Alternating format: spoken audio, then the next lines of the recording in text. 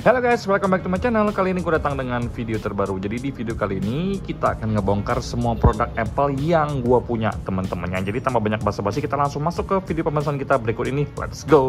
Oke guys, jadi di sini gue tuh pengen sharing ke kalian betapa gue tuh butuh banyak perjuangan, harus nabung, hemat makan, berjuang mati-matian, banting tulang, sampai kadang-kadang sempat keluar air mata ya, saking kita berjuang dalam kehidupan di dunia ini dan juga pengen ngedapetin sesuatu yang mahal, teman-temannya. Tapi semuanya tuh terbayar dengan lunas, karena bagi gue secara pribadi, gue sangat bersyukur atas apapun yang gue miliki sekarang. Jadi apapun smartphone yang gue miliki, entah itu Redmi, Xiaomi, Realme, itu akan tetap gue syukuri, karena itu adalah rezeki yang datang dari keringat kita, teman-temannya, bukan pemberian orang atau inventaris kantor.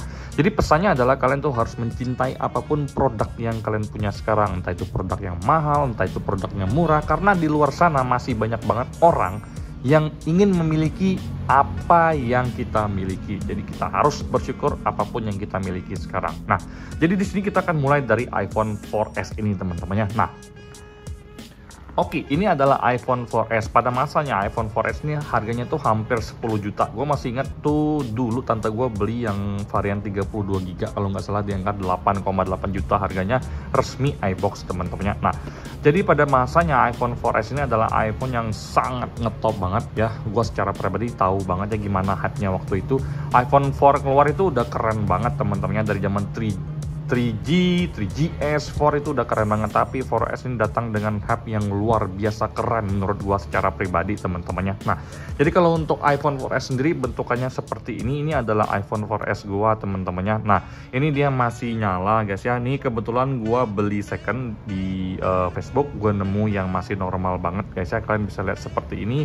Ini masih bisa digunakan guys ya. Jadi kalau untuk iMessage masih bisa, untuk dengerin lagu masih bisa, untuk potong-potong sebagai talenan juga bisa, teman-temannya. So far ini akan terus menjadi iPhone yang akan terpampang di lemari koleksi gua, karena value-nya itu luar biasa, teman-temannya. Bukan dari sisi harganya lagi, tapi kayak kenangan dan feels-nya yang nggak bisa dijelaskan, teman-temannya. Nah, ini adalah iPhone 4S gua guys ya. Buat kalian yang pakai iPhone 4S dulu, bisa komen di kolom komentar ya gimana menurut kalian untuk experience-nya, teman-temannya. Nah, kemudian kita akan ke iPhone 5S gua, teman-temannya. Oke, jadi kalau untuk iPhone 5S ini juga masih nyala, teman-temannya. Jadi ini masih nyala banget. Ini gue coba buka dulu guys ya. Nah, ini juga gue beli second. Kebetulan ini tuh masih bisa berfungsi dengan normal guys ya. Kalian bisa lihat sendiri di sini bentukannya untuk iPhone 5S ini guys ya. Nah, ini kalau untuk kegunaan sehari-hari itu masih lancar-lancar aja, tidak ada permasalahan sama sekali dari sisi kamera, telepon, WhatsApp itu masih bisa. Kalau kalian nanya kenapa gue bisa download aplikasi-aplikasi yang ada di sini, karena itu gua menggunakan iCloud yang sudah punya history download Instagram, udah punya history download Spotify. Jadi makanya pas gua masukin di iPhone 5S ini masih bisa gua install aplikasi-aplikasi tersebut selama ada historinya, teman-temannya. Nah, jadi so far kalau untuk iPhone 5S ini sendiri, itu yang paling gue suka itu adalah dari Touch ID-nya, karena gue adalah pecinta Touch ID. Pada masanya iPhone 5 keluar itu keren banget, kemudian dilanjutkan dengan iPhone 5S ini yang menurut gue secara pribadi seperti sebuah upgrade yang menurut gue kayak oh, wow, keren banget. That's why iPhone 5S ini akan tetap terpampang di lemari koleksi gue. Balik lagi dari sisi value, feels-nya tuh keren banget menurut gue secara pribadi. Tapi jangan kalian lihat dari sisi harganya. Nah, buat kalian yang masih pakai iPhone 5S atau ada iPhone 5S, menurut kalian gimana sih untuk feels-nya menggunakan iPhone 5S ini, teman-temannya? Nah, sekarang kita lanjut guys. Oke guys, jadi sekarang kita lanjut ke iPhone 7. Jadi untuk iPhone 7 ini sendiri sebenarnya itu adalah sebuah smartphone yang pada masanya itu hadir dengan pilihan warna baru dengan tampilan yang lebih fresh, teman-temannya. Jujur, gue secara pribadi sangat suka dengan iPhone 6. iPhone 6 tuh hype-nya tuh nggak bisa dikalahkan bahkan oleh iPhone 7 ini. Kenapa gue mutusin untuk nyari iPhone 7? Karena iPhone 7 ini menurut gue secara pribadi lebih simple daripada iPhone 6s dan juga iPhone 6, teman-temannya. Dan juga untuk dari upgrade-nya berasa banget guys. Nah, sejujurnya gue punya dua iPhone 7, iPhone warna merah dan juga iPhone warna hitam. Kebetulan gue pernah jelasin ke kalian, iPhone temen gue hilang dan akhirnya gue jual iPhone 7 gue ke dia. Nah, dan sayangnya untuk iPhone 7 ini itu udah mati total karena gue ngecasnya berlebihan kelebihan overheat kena mesin. Jadi kalau mau diperbaiki sama kayak ganti mesin alias beli iPhone 7 second yang lain teman-temannya. Tapi akhirnya gue putuskan ini akan menjadi salah satu legenda, akan gue bongkar dan gue tempelin di Figura buat sebagai pajangan teman-temannya. Nah, bagi gue secara pribadi sebenarnya untuk iPhone 7 ini dari sisi performa gue ngerasa nggak terlalu puas banget ya. Gue ngerasa kayak iPhone 6s juga masih bisa perform ya untuk zaman sekarang, dan untuk iPhone 7 sendiri masih bisa perform. Tapi yang paling gue nggak suka dari iPhone 7 itu adalah baterainya yang panas banget, dan kalau diajakin main game dia kayak boros banget teman-temannya. So far iPhone 7 ini bukan salah satu iPhone yang sangat gue kenang, karena feelingnya di iPhone 7 ini udah mulai pudar ya. iPhone yang feelingnya paling gue ngerasain itu adalah iPhone 5, 5S, dan iPhone 6. Tapi untuk iPhone 7 ini feelingnya udah mulai berkurang. Tapi buat kalian yang masih pakai iPhone 7, gimana sih feelingnya untuk pakai iPhone 7 di tahun 2024? Apakah masih oke? Boleh share di kolom komentar teman-temannya. Oke guys, selanjutnya kita akan bahas tentang iPhone 8. Jadi iPhone 8 ini adalah peningkatan dari iPhone 7 yang menurut gua secara pribadi sebenarnya tuh upgrade dari 7 ke 8 itu nggak terlalu signifikan teman-temannya. Jadi yang gua rasakan adalah belakangnya yang udah mulai kaca seperti ini dan bisa wireless charging teman-temannya. Chipsetnya lebih tinggi daripada iPhone 7 dan juga kameranya lebih oke menurut gua secara pribadi. Tapi pada kenyataannya iPhone 8 ini mendapatkan tempat yang khusus di hati gua, karena sampai sekarang iPhone 8 ini menjadi senjata utama gue untuk kerjaan dan personal life gue. Daily gadget gue tuh adalah iPhone 8. Ini gue putusin nggak gue pakein case, biar aja dia baret-baret, karena gue memang mutusin untuk iPhone 8 ini nggak bakal gue jual lagi. Dan ini gue beli second juga sama orang di Facebook, dan gue kebetulan dapat unit yang 256 GB. So far bagus banget ya dari sisi storage-nya guys ya. Nah, jadi kalau untuk iPhone 8 ini sendiri mentok di iOS 16, kemudian kemarin dapetin update iOS terbaru 16.79. So far performanya masih sangat jauh. Kalau untuk kameranya selama di siang hari dan cahaya yang cukup masih sangat mumpuni teman-temannya untuk bikin konten sederhana sehari-hari. Nah, buat kalian yang pakai iPhone 8, coba kalian share experience kalian tentang pakai iPhone 8 itu gimana sih, kalau di 2024 masih oke atau enggak. Tapi bagi gue secara pribadi masih sangat oke, sampai bikin iPhone 13 gue yang rekam ini jadi nganggur teman-temannya.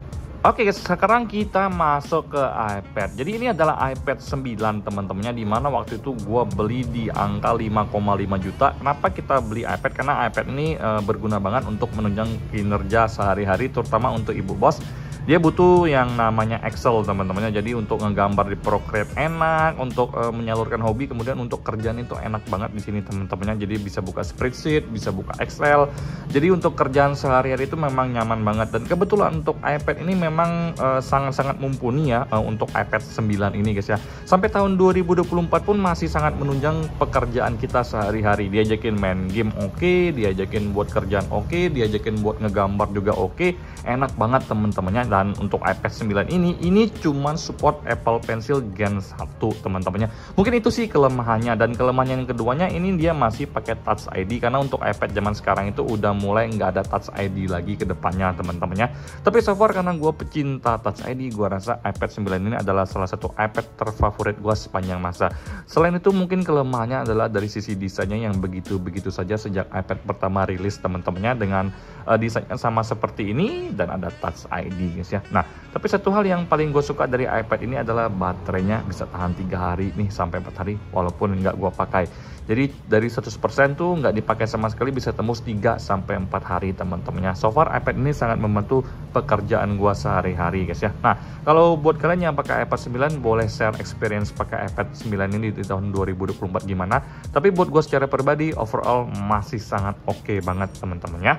Oke, sekarang kita lanjut ke iPhone terbaik untuk best model sekarang, yaitu iPhone 13. Jujur iPhone 13 ini adalah iPhone impian gua dan ibu bos, apalagi yang warna hijau seperti ini teman-temannya. Jadi menurut gua secara pribadi iPhone 13 tuh bentuk desainnya tuh keren banget, karena gue suka banget bentuk yang square kotak-kotak seperti iPhone 5s, iPhone 5 itu keren banget menurut gua secara pribadi guys ya. Nah, jadi iPhone 13 ini memang hadir di saat yang tepat dan sampai sekarang masih menjadi iPhone utama gue juga bersama dengan iPhone 8 itu teman-temannya.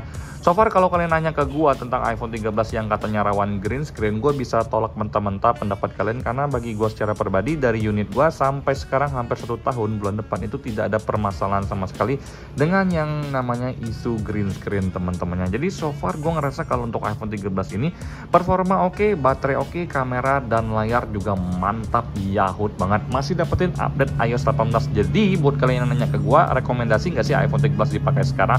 Gue masih sangat merekomendasikan ke kalian karena masih dijual baru dan harganya di angka 10 jutaan dengan varian storage 128GB yang paling rendah teman-temannya. Untuk iPhone 13 sendiri tidak ada lagi storage 64GB karena storage 64GB mentok di iPhone 12. Buat kalian yang masih pakai iPhone 13, boleh share experience-nya di tahun 2024 ini gimana sih rasanya?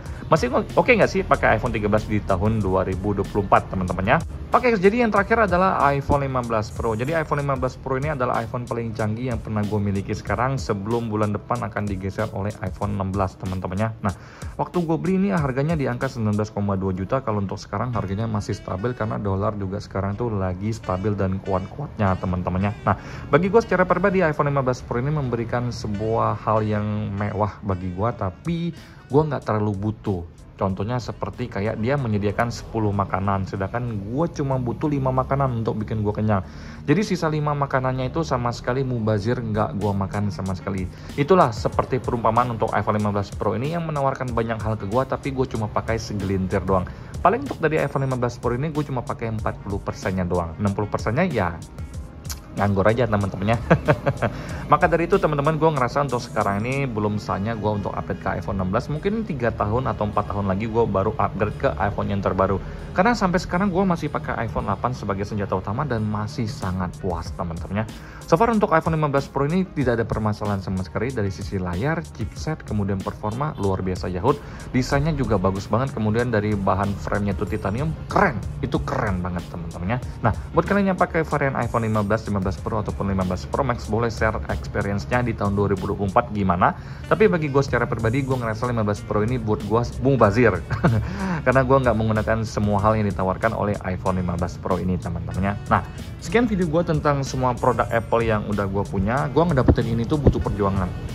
Nggak setiap tahun gue bisa ganti iPhone atau mendapatkan produk yang gue inginkan. Dan gue juga selalu milih nih, nggak semua produk bakal gue beli teman-temannya. Jadi untuk sekarang ini udah sangat-sangat gue syukuri apa yang gue punya. Tapi next time-nya gue pengen ngincer iPhone 12 atau iPhone 13 mini teman-temannya. Nah, sekian video gue kali ini. Kalau dari kalian sendiri, apa sih produk Apple yang kalian punya? Boleh share di kolom komentar. Dan gimana sih perjuangan kalian mendapatkannya? Nah, kalau perjuangan gue untuk mendapatkannya, gue harus nabung susah banget teman-teman, kerja ekstra, makan juga agak-agak hemat, terus kemudian harus benar-benar menyimpan uang biar bisa beli iPhone ini, karena ini adalah kebahagiaan gue dan kebahagiaan setiap orang itu berbeda teman-temannya. Sampai jumpa di video selanjutnya, semoga kalian semua dalam keadaan sehat. Bye bye guys.